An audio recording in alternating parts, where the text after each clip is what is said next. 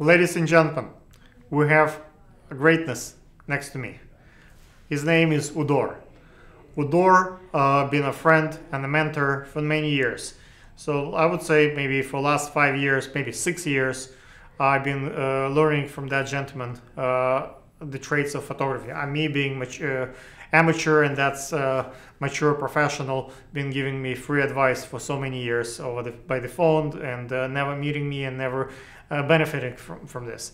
Finally, I was able to, like half a year ago to seduce Udor to become the director of photography at the pageant that we did in February during the Fashion Week at the Sky Room. Since then, that was the first time when I actually met the guy. And obviously, Udor, with his charms, get every model fall in love with him. And once he opens his mouth, you'll see why. And on the background, you can see those awesome pictures that are the courtesy of Udor, and that's his work. And obviously, by those pictures, you can see how awesome and wonderful he is. Udor, why are you here today? Well, I'm here, of course, because, as you said, you've been inviting me and literally bugging me to come by and give this interview with him. Actually, before you started to when you started to have the idea, before you did your first interview, you shared this information, this idea with me, and I was constantly busy. I couldn't do it, and then You're always busy. I am, but now finally I said, okay, today is the day that I'm going to reserve just for you, because he has been putting so much work in it, and I really appreciate it. It's a really very impressive production that Mr. Great Alexander is doing right now. If you can tell my audience, who are you? Why are you doing what you do? Is there like a way to explain like the paintings, the photography, the lifestyle? You're such a fascinating person in my life. Like, why you do what you do? Well, as you can see by my deep sigh or inhaling, it's a long story. I mean, it really started when I was a kid, when I was 11, 12 years old. I grew up in the television community, basically, because my father was with the German television since he had ever founded. And we were, up to my teenage years, constantly moving, always with the German television, with ZDFs, Zweites Deutsches Fernsehen, because we were always living on the the campus for the families who worked there and so forth. My father was a photojournalist and not photojournalist, he was a journalist and a sound technician for current reporting. So when I was 11, 12 years old, I started to do photography with my father's Rolleiflex camera, the older ones that you're still seeing through. And by age 13, I knew I wanted to be a fashion photographer. Actually, fashion photographer, photojournalist is actually the better word to say. And in Germany, where I grew up, to Ukrainian and Russian parents, you have to do, when you're about 15, 16, you have to do a 2-week internship at a job, at a profession that you want to do in the future.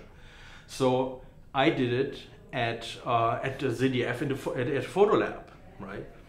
And their photographers, photojournalists, they saw my own photography, and they advised my father that I have this talent for photography on a level that either you have it or you don't, and that I must study and learn photography and work in that field. Which my father didn't like. He thought electrical engineering, that's the future. He literally said, yeah, one of my colleagues, he became a freelance photographer and he's doing okay, but electrical engineering, that's the future.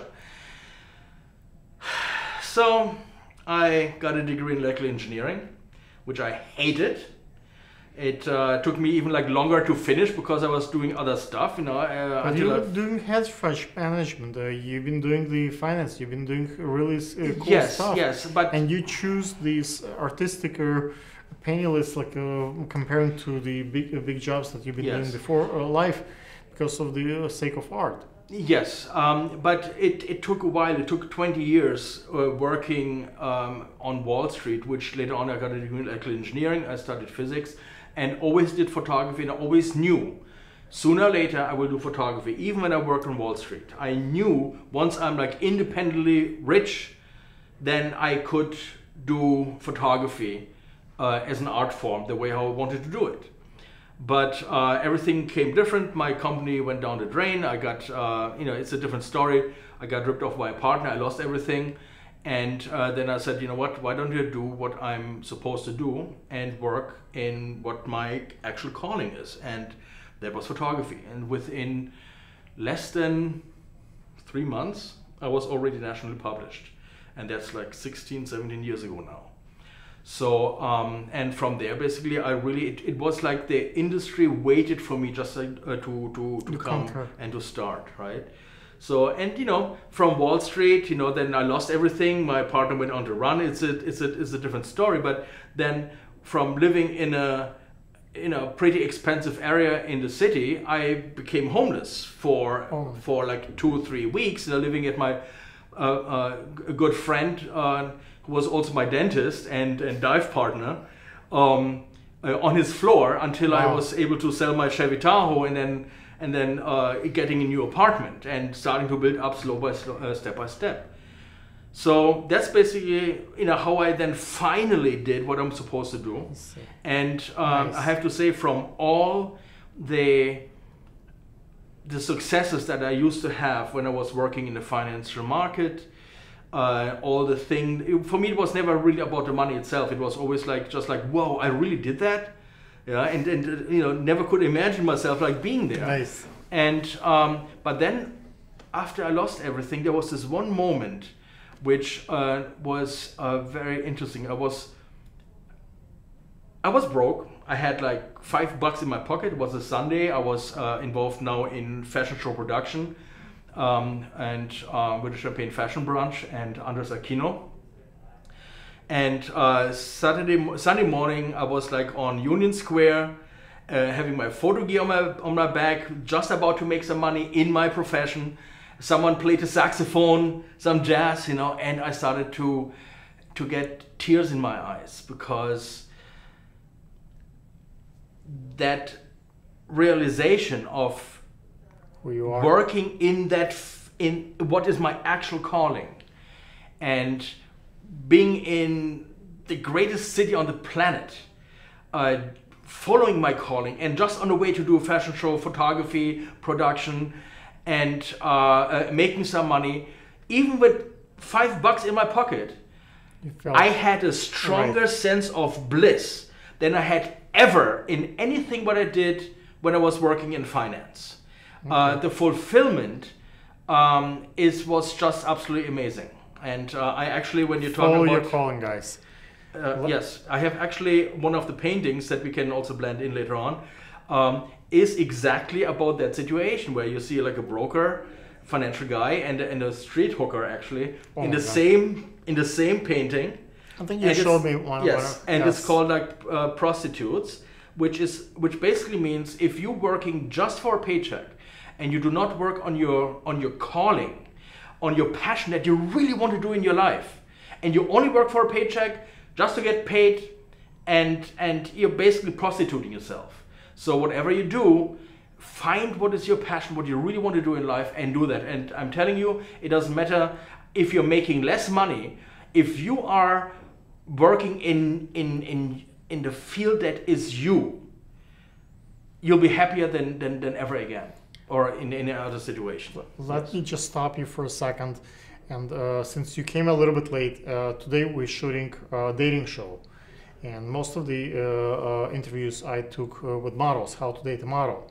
But since I know that you're a little bit of a single guy, even though a lot of people want to be with you, what it takes to date a photographer, someone like you, you've been married, you've been around the blocks, you spend your days with the most gorgeous woman in the world, taking their pictures, and they model for you, they try to get your attention, they're on the set, they smile, they do anything you tell them, be scary, be happy, be seductive, they do exactly what you tell them and they try their best. What it takes to be next to you, what are the traits, people should know about dating a fashion photographer? Well, first, Alexander, you just completely surprised me with the dating show thing, right? Because I had no idea. Okay, that's the purpose of those questions, to get you off guard and that's not getting me off guard. But I tell you exactly what my situation is. When I'm on the set,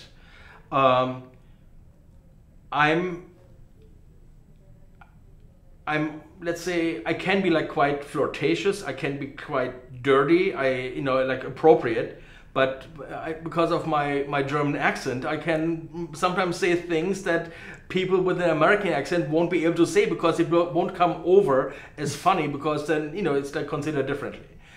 So I had models being extremely flirtatious with me on set, and I'm returning the conversation style, and so we are building up this kind of trust on set, so that they really, if I'm telling them like to change a certain expression and whatnot, they need to have the trust into the photographer. And when you click on certain levels, that is otherwise you won't be able to tell a story if you have a model with an expressionless face. But the thing is this, I can be following even the sexual innuendos of a model, and we're having like fun on set.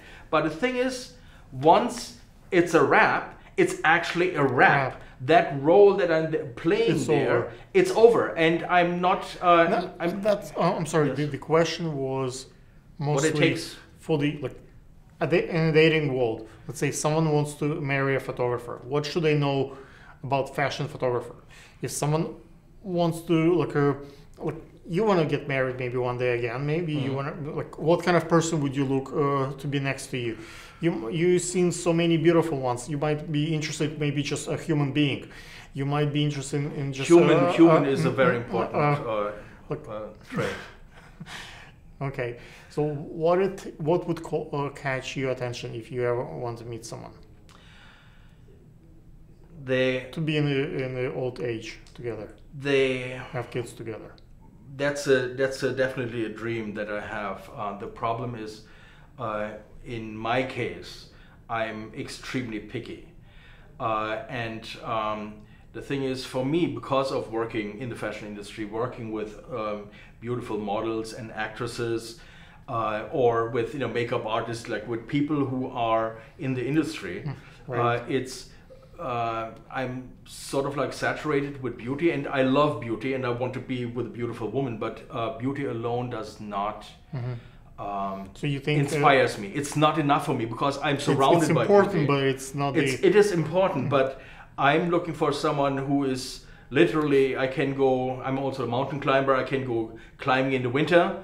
And she is maybe creative herself, a really good sense of humor, which is cliche, but it's true, because I have a very weird sense of humor.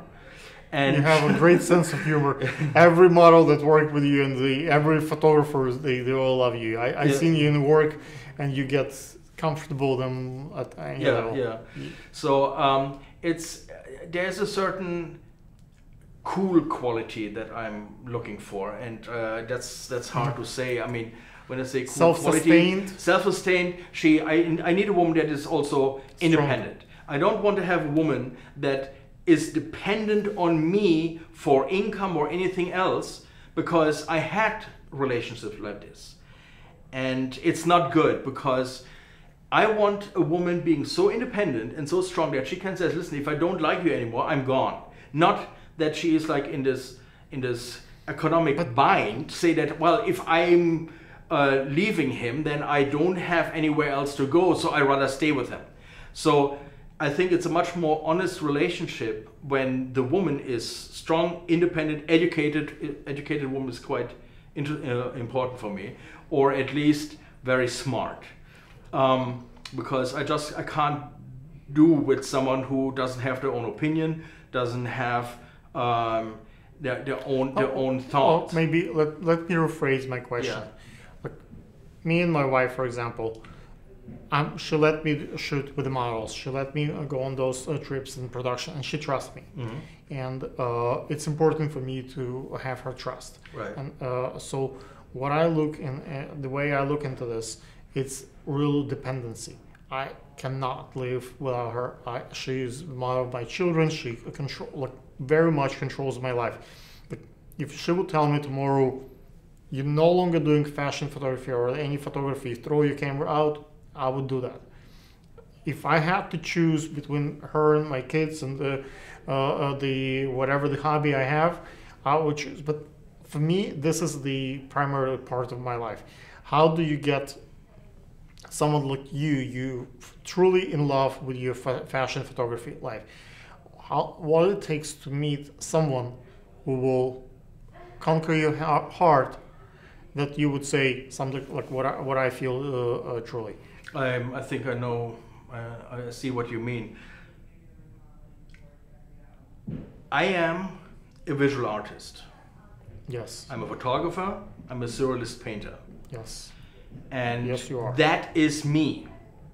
So that's not necessarily that person will ask you to quit being painter. I'm playing now on what you were saying.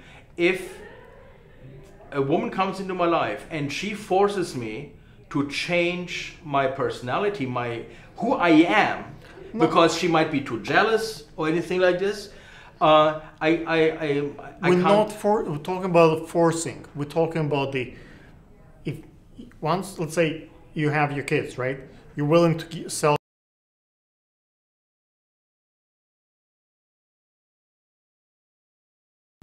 And we're back with Udor. We're talking about what it takes to get Udor heart. It's a part of our dating questions, like how to date a model, how to date a photographer, how to date an artist. Many of our artists, especially in New York, are single, and there is a real reason behind this. And the psychology and the psychology and all those traits suggest that it's not easy to have a couple of artistic soulmates together. Udor happened to have a unique ability. Even with his ex, he is in good friends, and they go to movies together. So right now, my concern is that that great man needs to be, in my mind, with someone equally great, or at least someone who makes him happy and he makes happy that person. So I'm just trying to figure out what are the traits of that person should be, and how do we find it? Her. Yeah. I have been out of the dating scene for a really long time, and I have been looking for a very long time. Always, of course, I'm a romantic at heart. I mean, I'm passionate. I'm a photographer. I'm a visual artist. So for me, having a woman in my life that fulfills me, challenges me, is and does all the things that I'm interested in, has an open mind, maybe even like a European type of open mind, because that's what I have. Are you saying Americans are not open-minded? Like you don't think you're gonna get American girl? Well, I'm absolutely for American girls too, as long as they have an European style open mind. Okay, yeah. What's the difference? Right. Well, that would be probably. What's so different about European girls? Why are they so successful in modeling? It's not about the success in modeling. It's about in terms of relationship. I cannot have anybody who's close-minded. I cannot have any woman that is a racist. I can't. I have hard times to imagine I could be with a person who voted for the current administration, right? just because it's. By the way, guys, when we had our show and I had this model with the "Make America Great Again," the whole audience shut up, and we had some people left, and that was the message that Udor gave to me. We had to do even the yes. A quick video explaining. He did an apology video explaining that he is not part of that. That crowd. He wanted to provoke. That was right after the election, the trades were a bit high. I think we still, even if I would do it today, that would provoke some people. Yeah, but at that time, that was really tight. Yeah. And nobody really understood the context that you're trying to deliver. Yeah, the parody was difficult. Okay, we're wrapping up. Stay tuned. Hopefully, if you like listening the thoughts by Udor, we'll invite him again and again, and we'll get some more insight in Udor's life. And the next time you're going to explain what is the hidden agenda behind it. Then we lose the surprise element. That is true. In my show, usually we have the Mr. Great, as I told you, it's a personality who have some chauvinistic thoughts, and he's like kind of something in between of Trump and Borat and Mr. Wonderful. So I try to use this element of surprise because someone like you could be surprised. Really, you've been through so much, so I think I can throw at you any questions, and you can dodge that easily. So I don't think you're that easily surprised. Yeah. You can take it. Thanks for having me. Thank you.